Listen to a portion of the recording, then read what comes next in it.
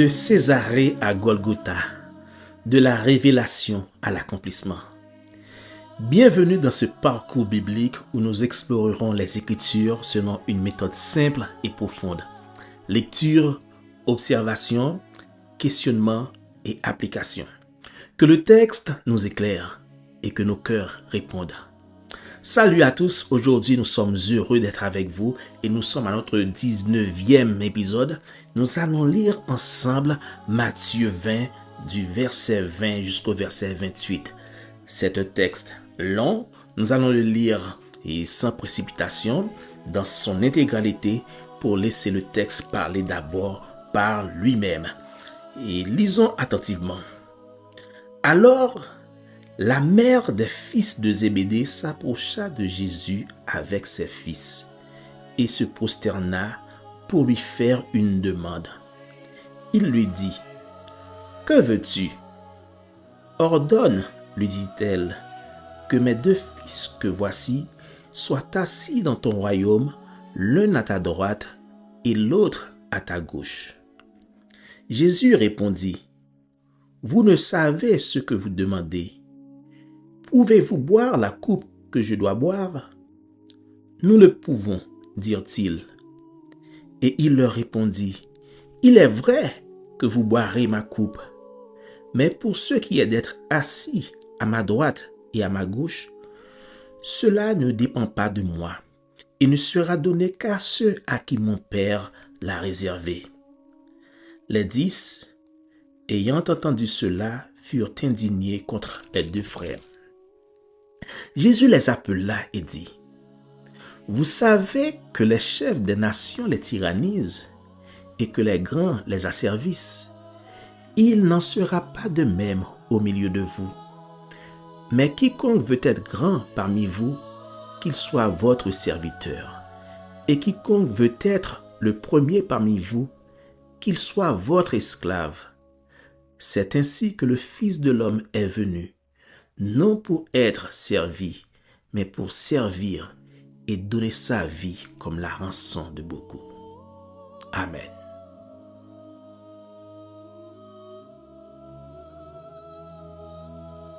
Comme d'habitude, faisons nos observations et j'ai noté quelques-unes parce qu'il y en a beaucoup et je vous le rappelle, et c'est toujours pour moi une obligation de vous faire cette reprise.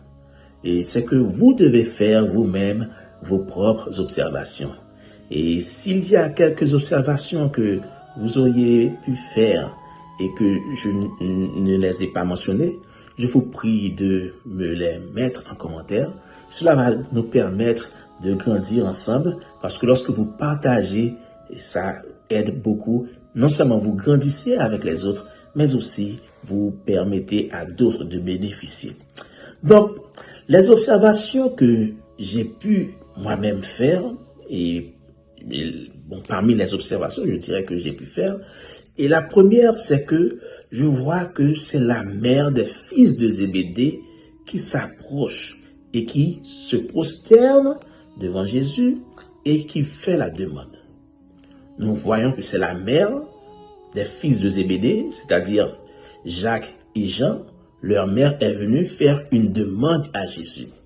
La deuxième observation, c'est que Jésus a fait une réponse à la demande.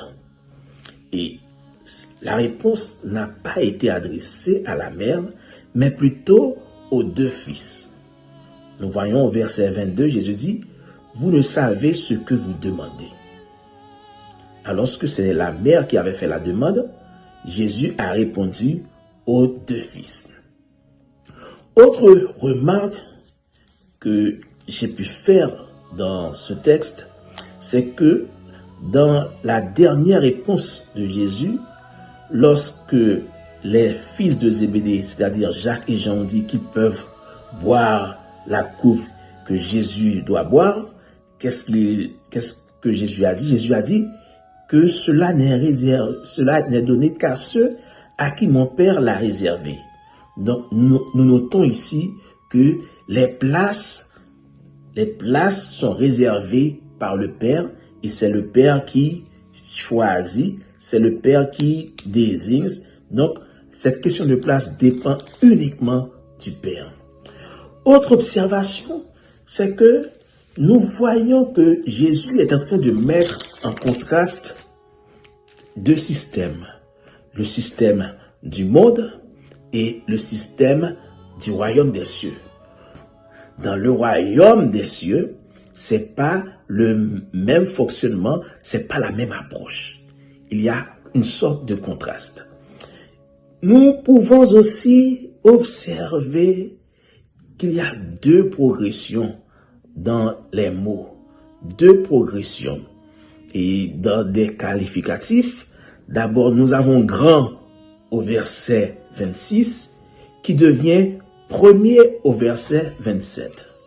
Ensuite, nous avons serviteur au verset 26 qui devient esclave. Très important. Et dernière observation à souligner pour vous, c'est l'exemple du Fils de l'homme. Le Fils de l'homme s'est donné comme exemple par rapport au contraste. Si vous devez suivre quelqu'un, suivez l'exemple du Fils de l'homme. Maintenant, nous allons nous poser certaines questions par rapport à ce que nous venons de lire et par rapport aussi à nos observations. D'abord, pourquoi est-ce la mère qui est venue s'adresser à Jésus pour lui faire une telle demande? Et pourquoi est-ce la mère? Alors que ce que nous voyons, et dans l'épisode précédent, nous avons pu lire les versets 17 à 19, où Jésus avait pris les disciples à part pour leur parler. Donc, les fils de Zébédée étaient aussi présents dans cette scène et ils entendaient Jésus annoncer sa mort. Mais pourquoi c'est la mère qui est obligée de venir? Il faut dire aussi que c'est une question qui est délicate. La demande même de la mère de Jacques et Jean, c'est une demande très délicate. Donc, les deux fils n'ont pas pu faire cette demande à Jésus parce que ce serait difficile pour eux. Mais une deuxième question, pourquoi Jésus s'adresse-t-il au fils au lieu de la mère alors que c'est la mère qui a fait la demande? C'est parce que Jésus sait que ses ambitions, c'est-à-dire les ambitions qui transparaissent dans la demande de la mère, ce sont les ambitions des fils. Jésus a compris cela, donc il répond de préférence aux fils. C'est comme si les fils de Zébédée, Jacques et Jean, ont dû demander à leur mère de parler à Jésus. Le texte ne nous dit pas cela, mais on sent que c'est eux qui ont fait la demande, mais ils ont demandé à leur mère de s'adresser ou bien d'être leur voix. Maintenant, regardez bien, qu'est-ce qu'ils cherchent? Pourquoi faire une telle demande? Pourquoi demander à s'asseoir à droite et à gauche? C'est surtout à cause de leur compréhension de la grandeur. Parce qu'ils comprennent qu'ils peuvent rechercher la grandeur à travers la position, à travers des places d'honneur. C'est ce qu'ils arrivent à comprendre.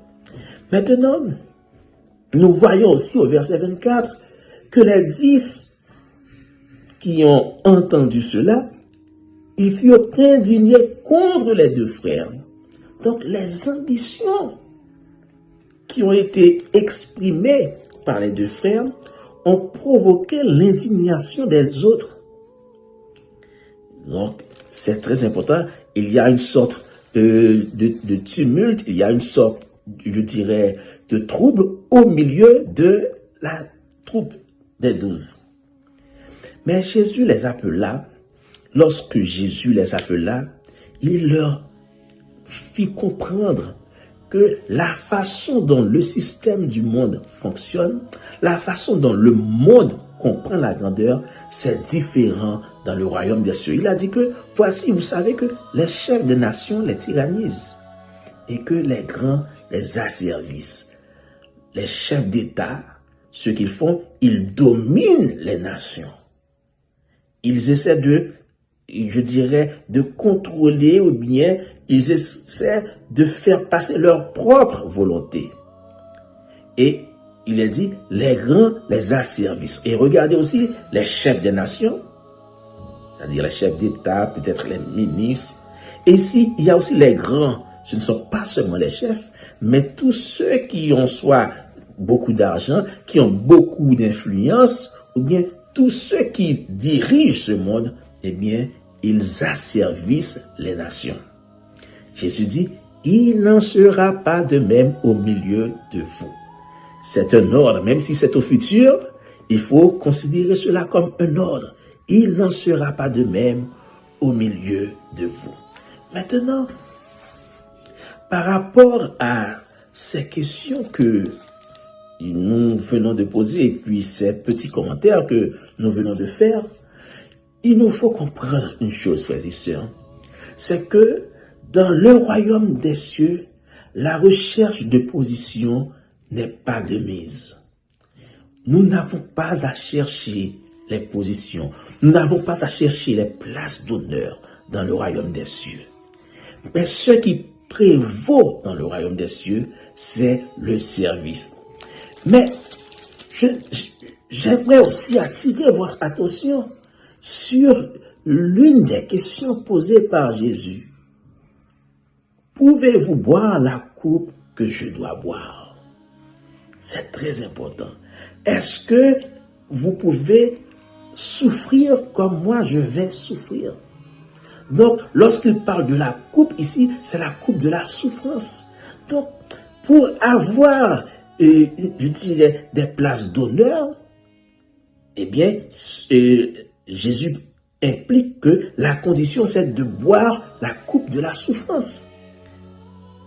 Et Jésus avait dit à ses disciples, à ces deux-là, que vraiment, ils allaient boire cette coupe. Effectivement, Jacques est mort très tôt, et dans le livre des Actes des Apôtres. Et Jean aussi a souffert. Tous ont souffert. Et tous les disciples ont souffert. Mais cela nous enseigne quelque chose. Cela nous enseigne qu'il n'y a pas d'honneur sans la souffrance. Dans le royaume des cieux, être grand, c'est pas avoir des privilèges, c'est pas avoir, je dirais, un confort.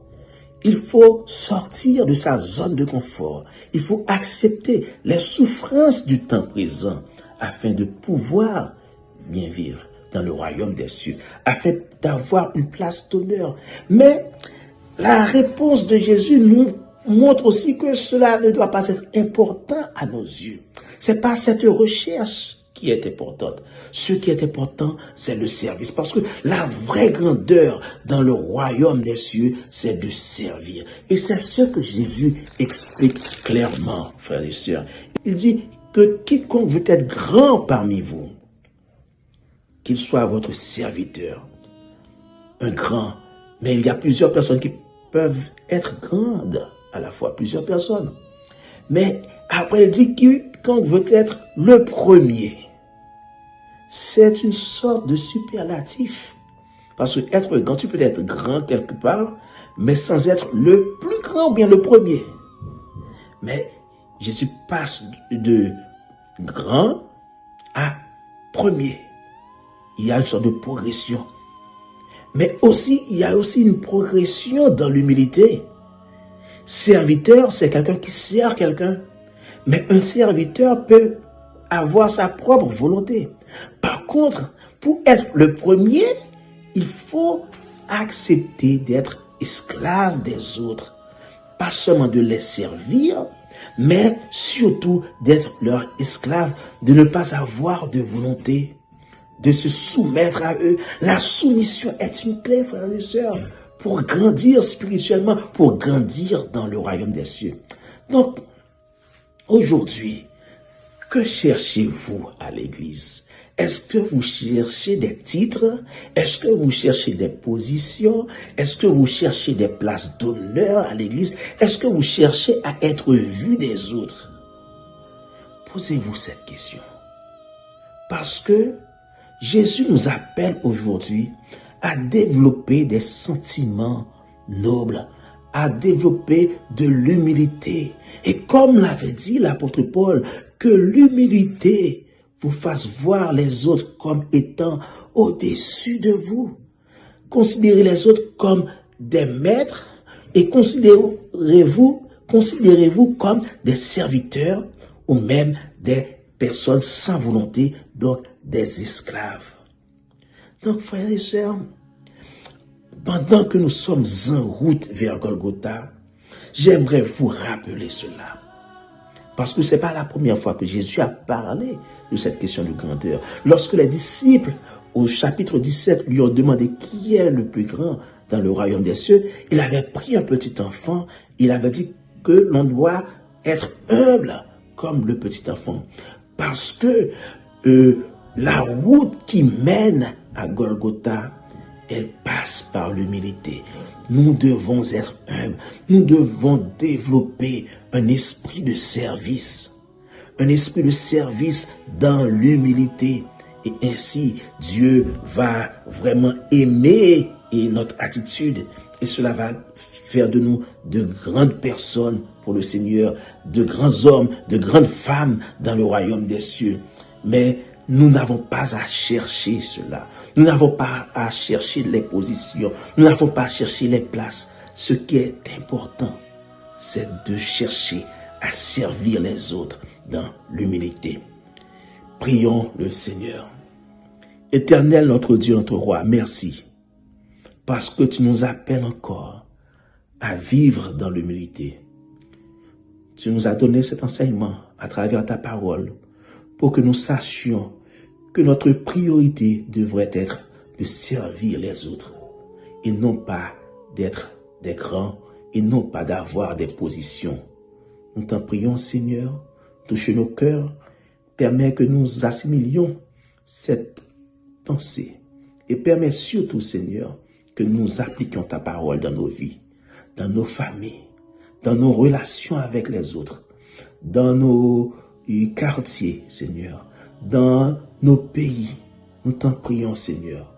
Donne-nous un esprit de service afin que nous qui croyons en Jésus, que nous puissions être des modèles, de même que Jésus a été un modèle pour nous, parce qu'il est venu, il a servi et il a donné sa vie comme la rançon pour nous. Nous t'en remercions, Seigneur. Bénis-nous et que ta grâce repose sur nous. Nous t'en prions au nom de Jésus, qui vit et qui règne au siècle des siècles. Amen. Amen. Nous espérons que ce moment a été un moment béni. Et si vous avez des commentaires, si vous avez des observations, ou bien si vous avez même une autre leçon peut-être qu'on n'a pas pu mentionner ou bien qu'on n'a pas pu voir, nous aimerions bien que vous partagiez tout ce que vous avez avec nous. Écrivez-nous en commentaire et n'oubliez pas de partager cette vidéo et aussi de liker parce que ça aide à plusieurs personnes de pouvoir voir cette vidéo. Nous vous remercions et nous vous disons à la prochaine pour le 20e épisode. Que le Seigneur vous bénisse.